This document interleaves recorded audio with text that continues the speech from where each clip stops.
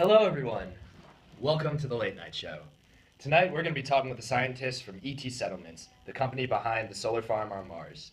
Last time we talked to them, they were in the process of setting up the colony. Let's take a look at an interview from 2 years ago where we talked to one of the scientists. As I'm sure you've all heard, we've been experiencing some pretty crazy weather lately.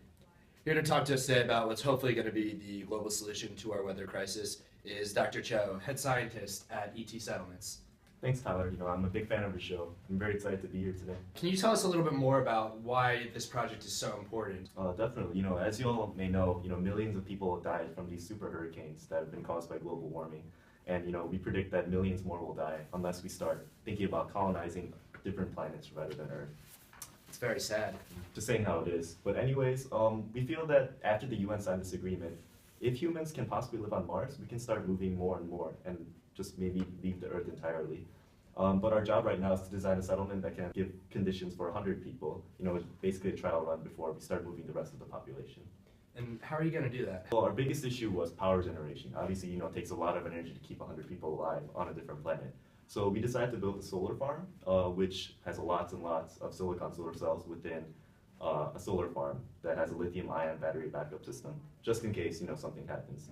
But it's pretty tricky because Mars has very different surface conditions than Earth. Our system has to withstand cold temperatures, humid temperatures, and also up to 60 miles per hour winds. And can you talk a little bit more about the cells for the members of the audience? Yeah, sure thing. Well, basically we use monocrystalline silicon solar cells that can withstand the atmosphere and temperature of Mars. These can actually last up to 50 years while maintaining most of its efficiency, which is around 24.2%. And also, like I said, they have a battery backup system, which can be utilized for any unforeseen circumstances. As a silicon enthusiast, I'm very interested in learning more about how these panels were constructed. Can you tell us a little bit more about the panels? Yeah, sure thing. So these solar panels are, of course, composed of a very pure silicon crystal. And using the Charsky system, this creates a silicon ingot from the pure crystal. And finally, you can create wafers from the ingot and heat it in the presence of phosphorus gases. Well, good luck with that. Thanks for joining us, Dr. Cho. Thank you. Unfortunately, Dr. Cho died in a tragic accident in space.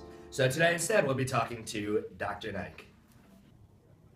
Hey Tyler, yeah, we were all pretty shaken up after Dr. Cho's death. He was a brilliant scientist and a man and a great father, and he'll definitely be missed. I know I've got some big shoes to fill, but we made some immense progress, and me and my team were ready for this. So I know Dr. Cho will be proud of it. And we thank you for that, Dr. Nike. So tell us, how are things up in Mars? Yeah, well, after Dr. Cho died trying to repair those solar cells, we decided it was time to make a few changes. The silicon-based solar panels are very susceptible to corrosion, and we couldn't have someone going out there every time to fix them, otherwise they were going to get blown away like Dr. Cho. So we decided to add an acrylic encapsulant. It does decrease the efficiency, but it does protect the panels from debris and dust. And how do the people seem to be doing? Yeah, I think they're enjoying their new home on Mars. I mean, it includes basic heating, power for cooking, a small portable TV, and other basic needs. Right now, the farm is approximately 10 acres with 8,000 solar panels, and we're generating about 4,000 kilowatts at maximum charge.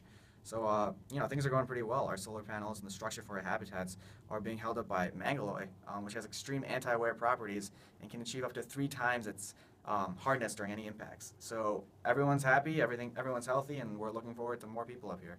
Very cool. So it looks like that's all the time we have for tonight. I just want to thank you, Dr. Knight, for joining us, and I want to thank everybody in the audience for joining us. Be sure to watch tomorrow night for an exclusive interview and live performance from One Direction as they kick off their reunion tour. Good night.